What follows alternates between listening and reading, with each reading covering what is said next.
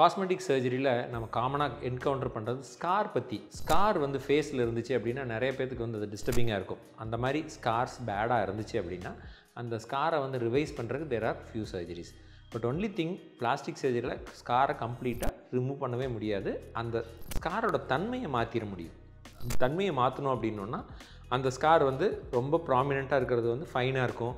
அந்த லைன்ஸ் வந்து நம்ம ப்ராப்பர் அலைன் பண்ணோம் அப்படின்னோன்னா வந்து நம்மளுடைய ஸ்கின் க்ரீசஸில் போகிறதுக்கான சான்சஸ் இருக்குது. ஸோ அந்த மாதிரி we change the direction of the scar.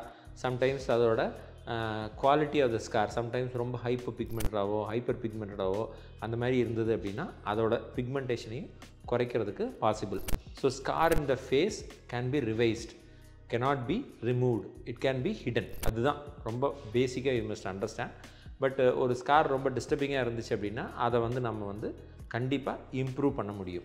ரெண்டாவது, ஃபேஸில் வந்து மோல் மாதிரி ஒரு சிலது அதெல்லாம் வந்து ஈஸியாக ரிமூவ் பண்ணிடலாம். ரிமூவ் பண்ணாலும் ஒரு பெரிய ஆப்வியஸாக ஸ்கார் தெரியாமல் நம்ம பண்ண முடியும்.